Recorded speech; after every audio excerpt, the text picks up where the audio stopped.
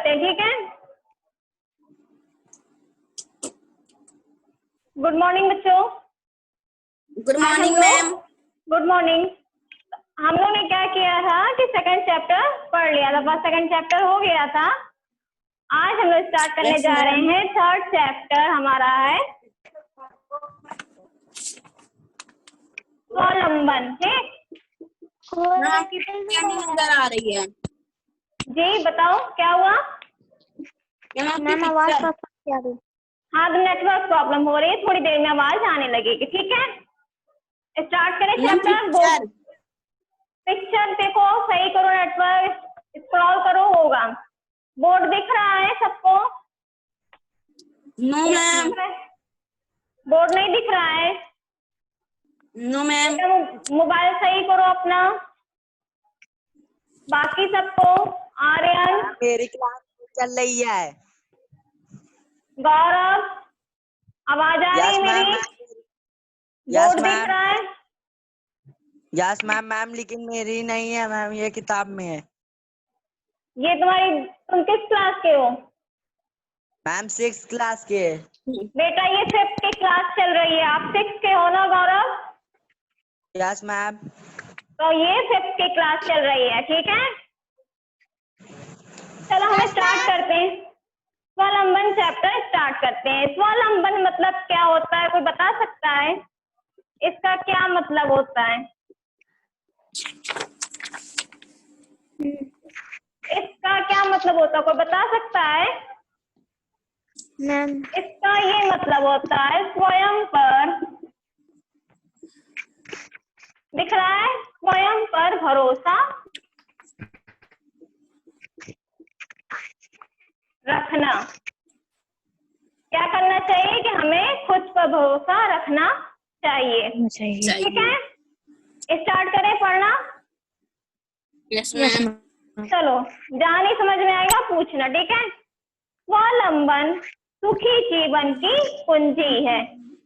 इस महान गुण को ग्रहण करने से महत्व प्राप्त होता है।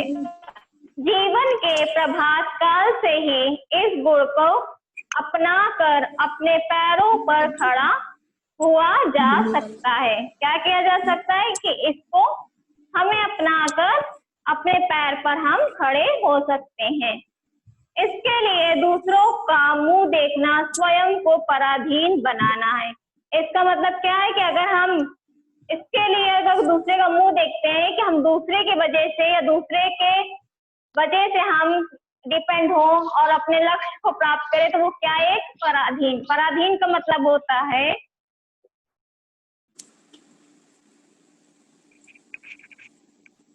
पराधीन का मतलब होता है दूसरों के अधीन।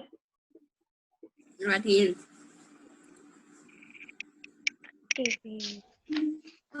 ठीक, दूसरों के अधीन। तो इसमें क्या कह रहा है कि हर मनुष्य का, फिर इसका समझ गए यहाँ तक? नेक्स्ट लाइन पे है, हर मनुष्य को कोई ना कोई लक्ष्य होता है। क्या होता है कि हर जो मनुष्य है उसका कोई ना कोई लक्ष्य जरूर होता है कि वो आगे चलकर क्या बनना चाहेगा। लक्ष्य मीन्स उद्देश्य। लक्ष्य मीन्स क्या होता है? उद्देश्य होता है। कि हमारा भी उद्देश्य होता है ना कि हम आगे चल के ये बनेंगे या कोई भी समाज सेवा करेंगे, कोई भी उद्देश्य हो सकता है। और वह अपने लक्ष्य की पूर्ति के लिए हर संभव कोशिश करता है। क्या होता है कि अगर हमें जो लक्ष्य प्राप्त करना होता है, हमें जो मंजिल प्राप्त करनी होती है, हम उसके लिए क्या करते हैं? पूरा प्रयास लगा देते हैं, पूरा अपना मेहनत सब कुछ लगा देते हैं। जितनी भी कोशिश हो सकती है हम वो सब पूरा करते हैं। इस कठिन कार्य को करने के लिए स्वावलंबन संजीवनी बूटी के समान है। ये जो हमारा लक्ष्य होता है बहुत आसान नहीं होता है। हमारा जो लक्ष्य एक उद्देश्य होता है वो कभी भी आसान नहीं होता है। हमें कठिनाई से बहुत ही गुजरना पड़ता है, तभी हम अपनी मंजिल, अपने लक्ष्य को प्राप्त करते हैं। तो इसमें यही बताया जा रहा है कि इस कठिन कार्य को करने के लिए स्वावलंबन, जो हमें खुद पे भरोसा रखना है, एक संजीवनी बूटी में जो मृत से क्या होता है, संजीवनी बूटी का क्या अर्थ होता है? संजीवनी संजीवनी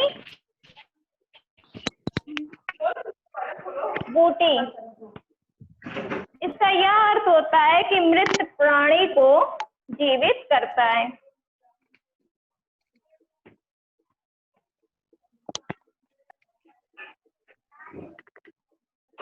मृत प्राणी को जीवित करना, ठीक, समझ में आया? तो यह एक संजीवनी बूटी के समान है जो हमें सफलता के सोपान पर पहुंचाने की प्रेरणा देता है। क्या करता है? हमें सफलता की ऊंचाइयों तक पहुंचाने की प्रेरणा देता है। सोपान मीन्स होता है, सोपान मीन्स होता है सीढ़ी। एक क्या होता है, हमारे घर में सीढ़ी होती है ना, हम छत पे कैसे पहुंचते हैं? हमारे घर में सीढ़ी होती है ना, एक एक सीढ़ी करके हम क्या करते हैं, छत की ओर पहुंचते हैं। यही तरह इसमें बताया जा रहा है कि हमें अगर सफलता प्राप्त करनी है तो हर सफलता के सोपान पर पहुंचने का, उसे पार करने की प्रेरणा देता है। दो शब्दों के योग से बना हुआ यह छोटा सा शब्द बहुत महत्वपूर्ण संदेश देता है।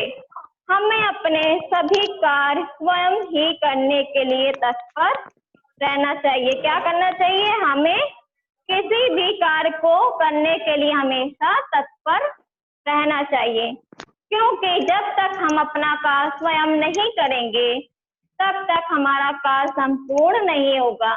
हम चाहे कितना कार्य भी दूसरे से करवा ले या दूसरा मेरा कार्य कितना भी कर ले, लेकिन वो कार्य तब तक पूरा नहीं होगा जब तक हम खुद से नहीं उस कार्य को करते हैं।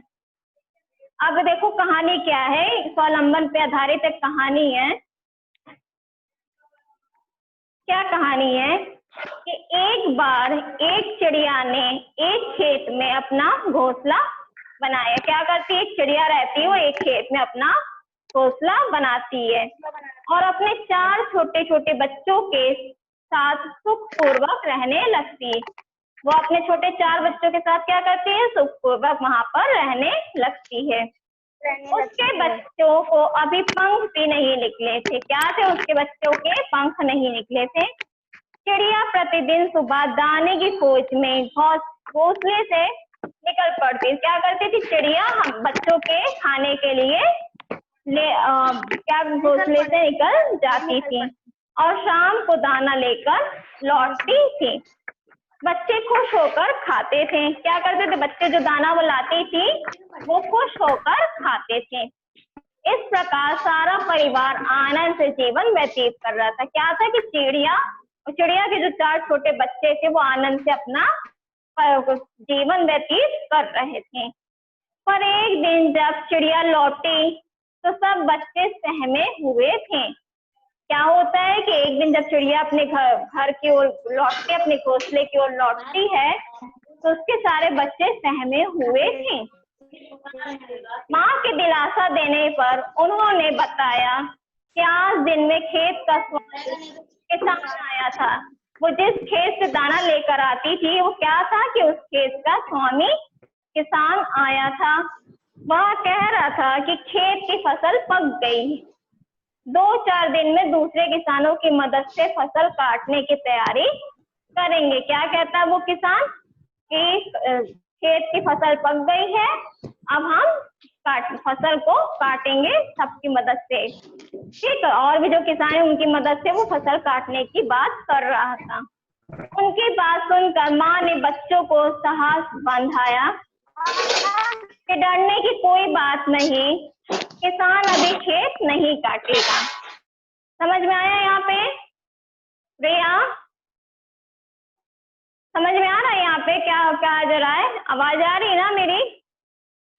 रिशिता, आर्यन,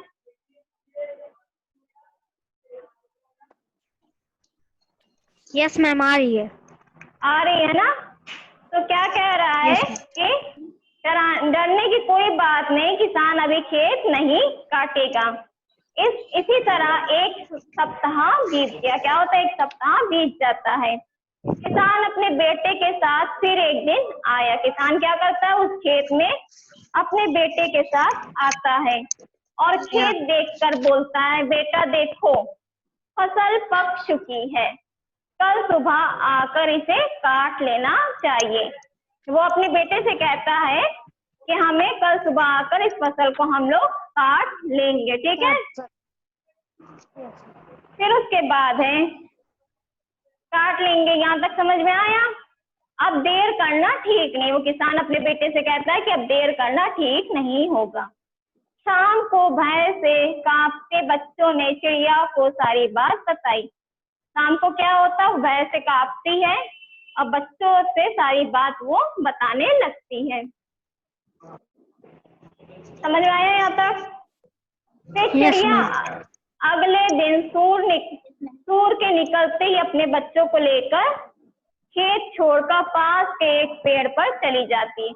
वो क्या करती है? जिस खेत में वो घोंसला बनाई थी, उसके बच्चे थे, वो सुबह सूर्य के निकलते वहां से उसको ले जाती है और एक पेड़ पर जाकर बैठ जाती है।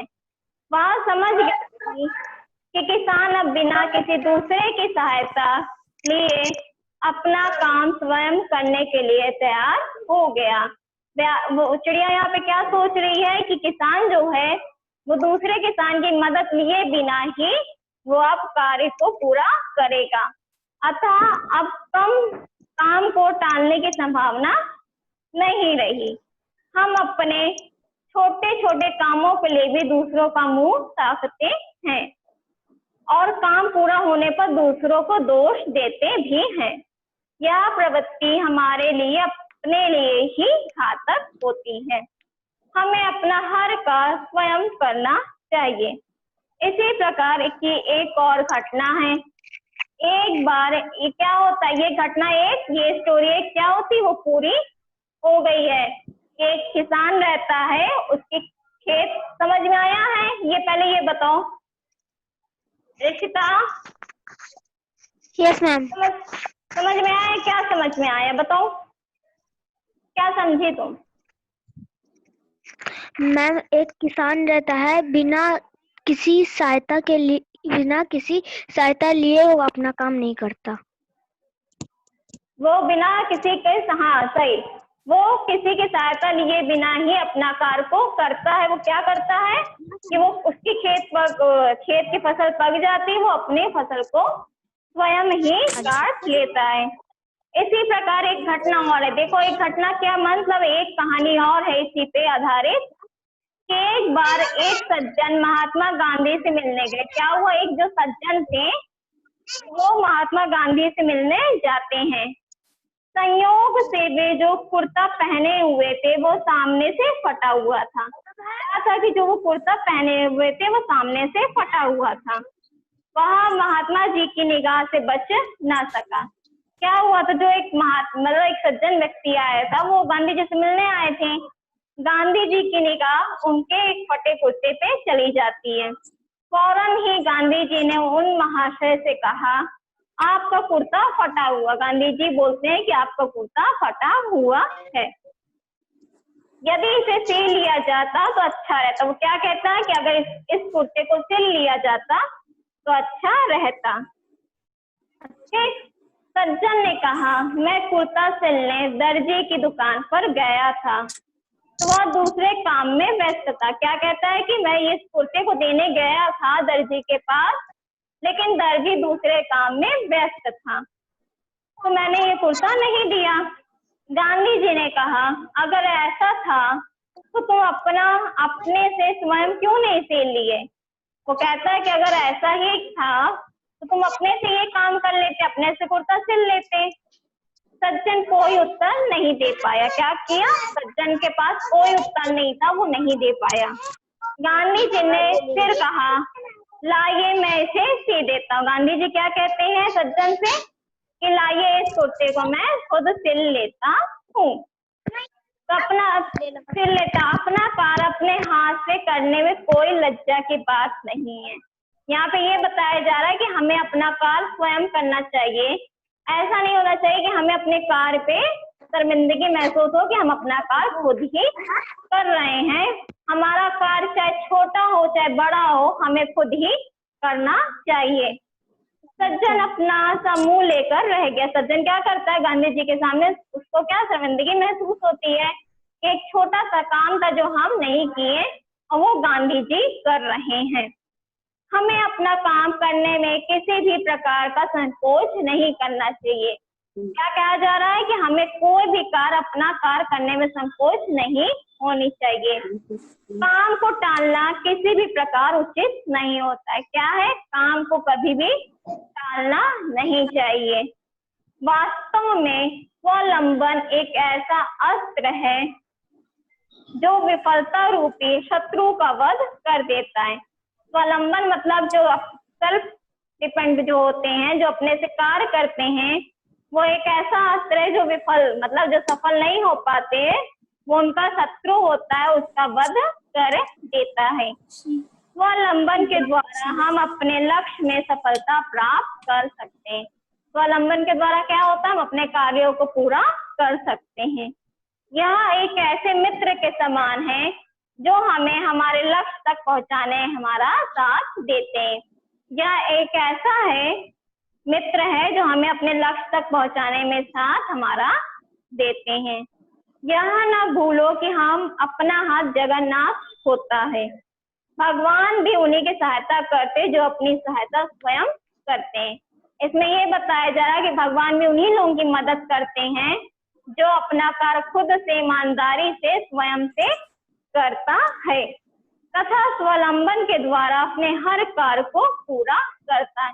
मतलब वो अपने कार्यों को खुद से ही सफल करता है। समझ में आई ये स्टोरी?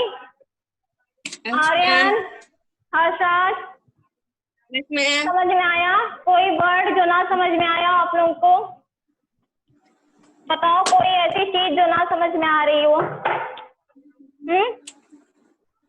तत्पर मीन्स होता है तैयार, कि मतलब हमें हमेशा हर चीज के लिए तैयार रहना चाहिए। ऐसा नहीं होना चाहिए कि हम तैयार नहीं है, कोई परिस्थिति आ जाती है तो। ठीक है? घातक मीन्स होता है हानिकारक।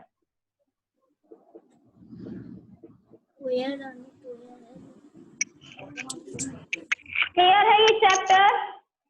Yes ma'am. Yes ma'am. चलो अच्छा, एक क्वेश्चन बताओ तुम लोग।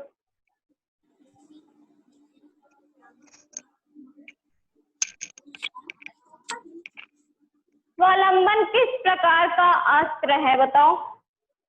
स्वावलंबन जो है वो किस प्रकार का अस्त्र है? स्वावलंबन एक ऐसा अस्त्र है जो रूटीन रोड का वध कर देता है। जो विफलता रूपी का वध कर देता है। Very good. स्वावलंबन हमें क्या हाँ बताओ, बोलो। द्वारा हम अपने लक्ष्य में सफल प्राप्त कर हो जाते हैं। सकते हैं। स्वावलंबन हमें क्या महत्वपूर्ण संदेश देता है? स्वावलंबन से हमें क्या महत्वपूर्ण संदेश मिलता है? बताओ क्या होता है?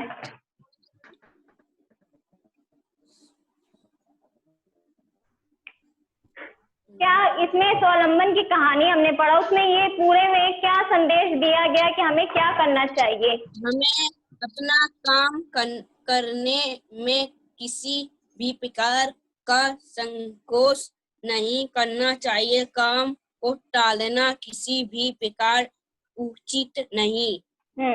एक मिनट देखो, हर प्रकार होता है, प्रकार नहीं होता। ठीक है, प्रकार वर्ड होता है। तो इसमें ये बताया, सही बताए हो तुम आंसर। इसमें ये कह रहा है कि हमें अपना कार्य स्वयं ही करना चाहिए, दूसरे पे डिपेंड नहीं रहना चाहिए। जितना हम अपने कार्य को अपने से संपूर्ण कर सकेंगे उतना दूसरा कोई व्यक्ति नहीं कर पाएगा। इसका मतलब ये समझ में आया? ये चैप्टर आपको समझ में आ गया? क्लास समझ में आया ये? चैप्टर निकिता? Yes ma'am. चलो तो इसका क्वेश्चन आंसर आप लोग कर लेना, कर लोगे कॉपी में आज के डेट डाल के? हाँ ठीक यस है, मैम। चलो ठीक है, फिर नेक्स्ट डे पे हम नेक्स्ट मैम, चैप्टर पढ़ेंगे। हाँ होमवर्क आप लोग सेंड भी कर देना, ठीक है, जो कर रहे हो उसको हमें मैम सेंड भी कर देना। अच्छा ठीक है। मैम किस अजगर सर के व्हाट्सएप पे? हाँ हाँ हाँ ठीक है। हम कर चुके हैं।